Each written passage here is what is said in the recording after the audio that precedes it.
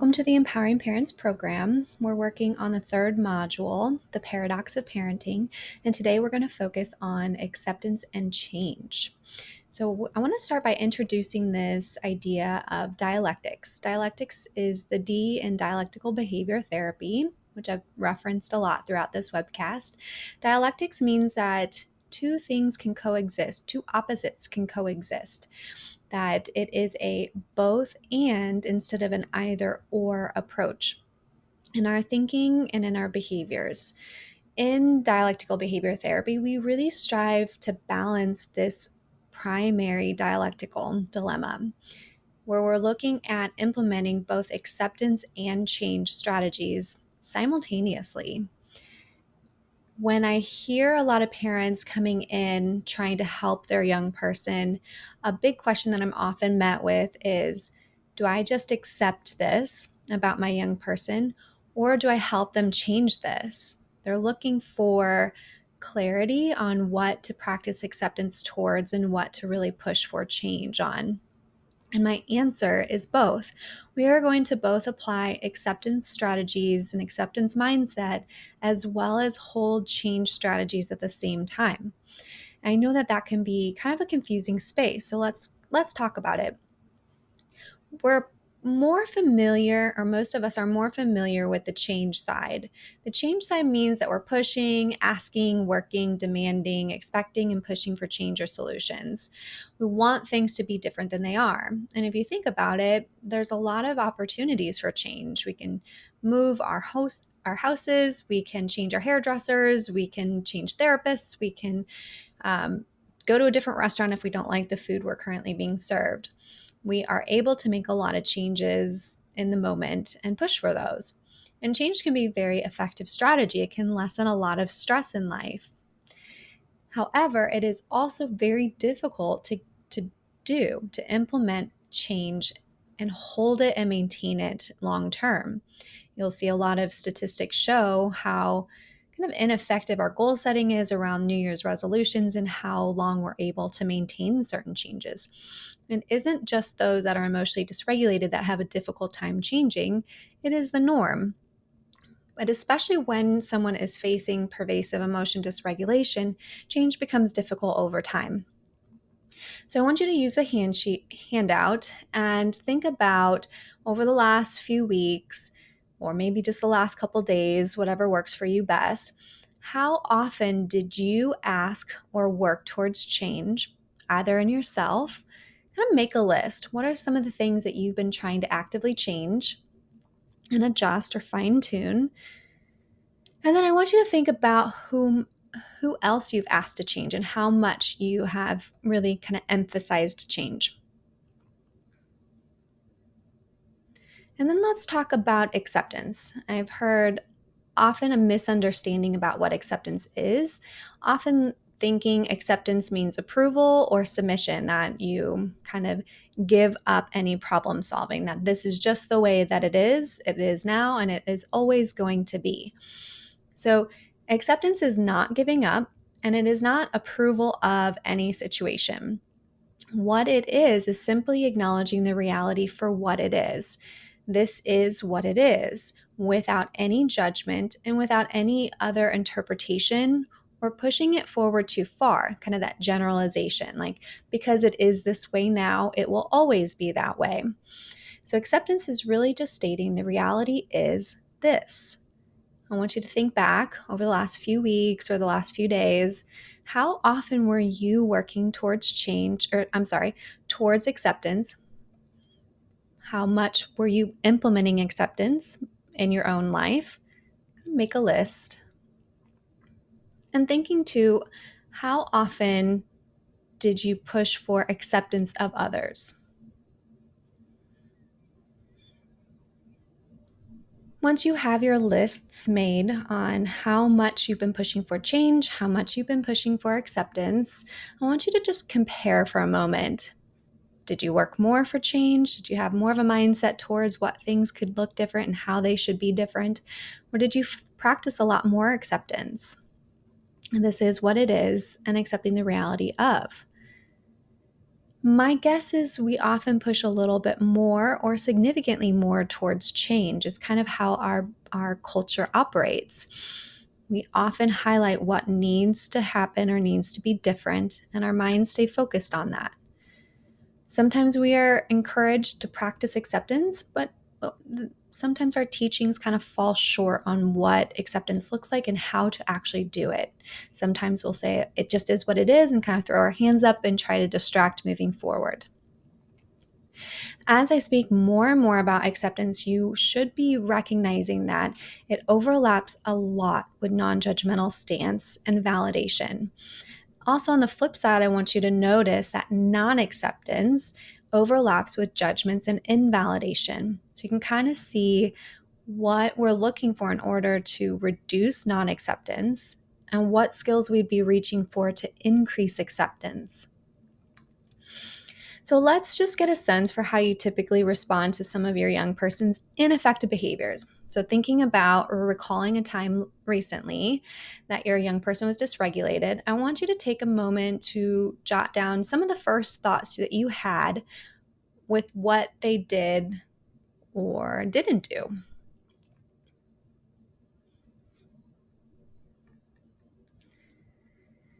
And once you're done, I want you to circle or underline any of the statements that might include some of these phrases. You shouldn't have done. Why can't you just do this differently? You shouldn't think that way. This shouldn't be happening. If you'd have just done differently, we wouldn't have to deal with this. I'm going to label these types of statements as non acceptance. While it makes sense to have these thoughts, they're also judgmental and invalidating, because we're probably misinterpreting and misunderstanding why they did, said, or felt the things that happened. And thinking about it, did you say these things out loud to your young person, or have you ever said these things out loud to your young person? And if so, what was the outcome? My guess is it had one of two consequences. One is that maybe your young person shut down and withdrew, avoided you. Or maybe it escalated the behavior and the reactivity, like kind of the emotional expressiveness of it, of intensifying their distress. It usually doesn't, it usually isn't effective in terms of helping them process the situation. So I want you to pause and think, what are you trying to communicate when you say things like, you should have done this differently? My guess is you're trying to help them be processing what they can do and teaching them new ways of reacting or responding. However, when we approach it in that way, through that kind of non acceptance lens, it's probably not going to get you the results that you're really hoping for. Sometimes at this point, people are thinking, well, I just can't accept the fact that my kid is doing X, Y, and Z. It is unacceptable. Like, whatever the behavior is, you can have that thought to it. And it is a really human response. We want and are geared towards non accepting harmful and ineffective behaviors. I get it. Again, that's not approval, though. We're not going to stay in that spot and we're still going to hold change. But I want you to try to see acceptance in a little bit of a different light. Acceptance is sometimes just recognized as acknowledgement. We can all agree that certain behaviors are harmful, are life threatening, destructive, damaging. Sometimes the word acceptable seems like you're approving of the behavior, and approval is just not acceptance. Acceptance is figuring out how to make sense of the behavior that has happened. So let's look at an example real quick between approval and acceptance.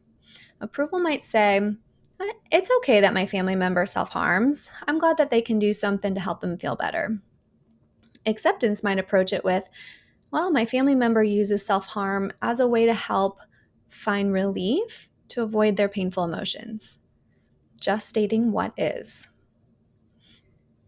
It is normal to feel nervous about using that language because you're nervous that it's going to maybe communicate approval of the behavior. And that's often where parents don't want to kind of tread into that territory with their kid. However, it will not come across as approval unless you're using approval-based language. It will be just stating, this is the reality. This is what happened. Kind of that level 2 validation that we reviewed. So let's work on a scenario on your worksheet. Think about what your first reaction might be if your young person tells you that they became so mad and infuriated when their friend called them names that they yelled, hung up on them, and deleted them off social media. I want you to take a moment and write down, what would a non-accepting statement look like?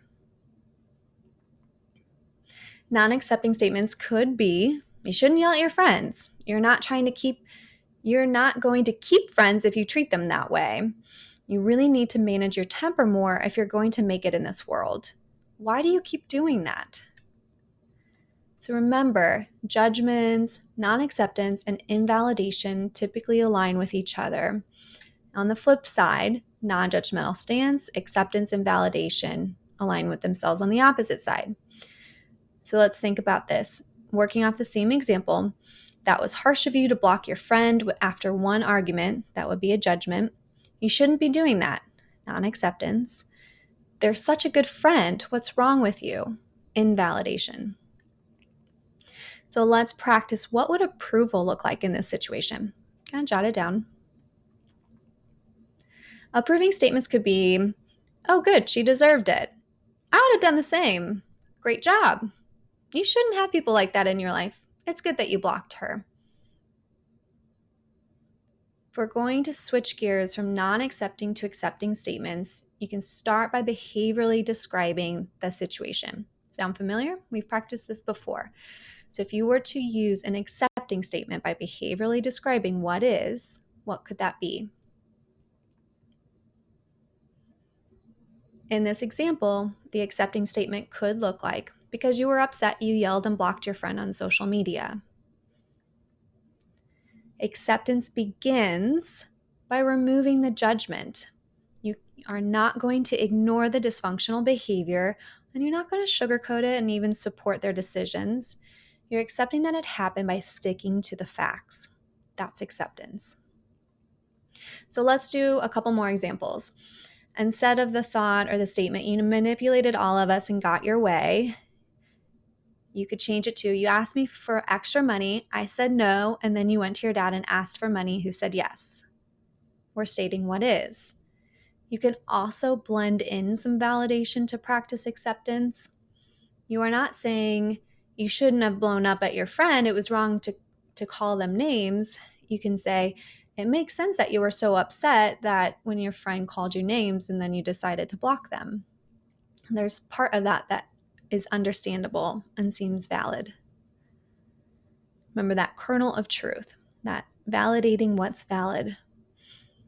So you might be asking yourself at this point, how does accepting their behavior, as dysfunctional as it can be, help facilitate change? Right? If we say acceptance is the first required step towards change, how is that true? When we practice acceptance and we state what is, we can actually learn to figure out how to problem solve that. We can't problem solve through judgments. If we just say, well, you're reactive, how do I problem solve that? If we say you became so flooded by emotions and you blocked all of your friends on social media, I can problem solve that. I can't problem solve a judgment. So we have to help them see what is there to fix and to create change around. The other part of this is that practicing acceptance for your young person fosters self-acceptance. Why is that important? Well, if we think about it on the flip side, self-loathing, they're not going to be able to create change out of that. Why would somebody who thinks I'm just reactive be able to also believe that they can change that about themselves? If they're hearing those labels and they're agreeing with them and taking them in, there's no change from that point. If you're looking from a relational standpoint, it also creates a lot of security in which the person can come to you and say, here's what's going on and how do I sort this out? Another example is that it gives them an opportunity to look at how they've reacted to something and to help them make sense out of it. Emotion dysregulation is overwhelming and confusing, and so it gives them a space to sort out the facts. And I also want you to practice acceptance of yourself. Parenting is difficult. There's a lot of missteps that we can make. It's around the clock work, and it's during some of our most vulnerable times. So, when you're parenting someone with emotion dysregulation, it's even more difficult. And oftentimes, parents feel like they're trying kind of everything. Maybe you've even received a ton of well meaning advice and it just doesn't work. So instead of beating yourself up and judging yourself, practice acceptance towards some of the parenting reactions and responses that you've had and see how the outcomes go. I want you to keep in mind as you're practicing acceptance that this is a practice of. Acceptance isn't a finite point. Oftentimes, we have to keep kind of bringing ourselves back to what is acceptance as we're pulled into the stress and into the distress of certain events. Acceptance does not mean that there's any kind of failure. It's just recognizing that there's a particular part of this that did not work. It didn't uphold whatever variables were occurring.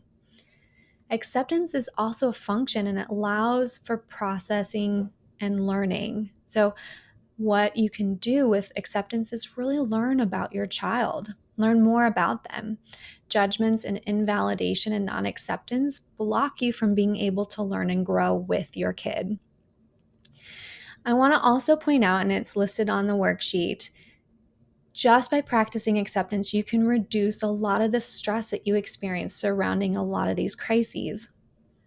And I think that that is a really powerful thing because when you look at acceptance, it actually lessens the suffering. It removes the suffering. There's kind of that idea that that suffering is optional.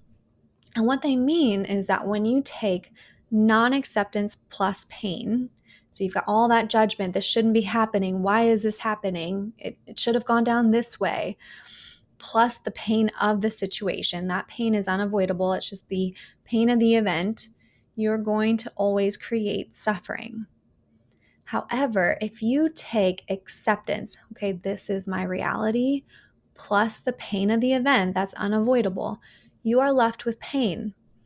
I know that that can sound a little disappointing sometimes because we want to maybe have like positive on the what it totals. But pain is movable and we can process pain. But suffering keeps us stuck. It's like a dense fog. You can't move through that. You're stuck in it. And then you're stuck between extremes in it. But pain you can mindfully resolve and move into change strategies. So if we think about it, just practicing acceptance can probably remove a significant portion of the stress that you encounter with your young person. It doesn't remove all of it. There is pain here. There's grief, there's fear, there's anger, there's embarrassment. There's all sorts of feelings that come up when you're in the situations with these high intensity emotions and reactions. So, at the end of all of this, what I have to say is that you only have so much control in your young person's life. We can influence them, but you cannot act for them. And that will help you in terms of like, let's get into more acceptance so that you can lessen the intensity of what you're feeling by the end, with what you're feeling in each crisis. So think about it this way. There's a story about dandelions, and this person has a whole bunch of dandelions in their backyard, and they just cannot get rid of them. And they try everything to get rid of them. They're trying all sorts of plant killers, they're weeding, they're out there constantly. They're looking and researching online to see how can I get rid of dandelions. And they're spending a whole lot of time trying to get rid of these things. They finally get a hold of an expert and say, here is my list of things that I have done. How do I get these dandelions to stop growing in my yard? And the expert comes back and says, it sounds like you need to embrace dandelions. They're pointing out that you can throw everything you've got at something and still not create the change now. How do you learn to coexist with the dandelions? How do you learn to accept the presence of and still continue to build a life? So, over the next week or so, the worksheet will help you practice recognizing times that you're fighting against the reality of what is, that kind of non acceptance, what it feels like, what thoughts you have, and what urges you have when you're non accepting, and then really recognizing what that level of suffering is going to be. On the flip side, can you practice recognizing that situation without judgment or interpretation? What are those acceptance strategies? And note what the level of suffering is and compare it. Maybe you use the same scenario, maybe you use different situations, but really practice seeing what the difference is between non acceptance and acceptance for you. Best of luck.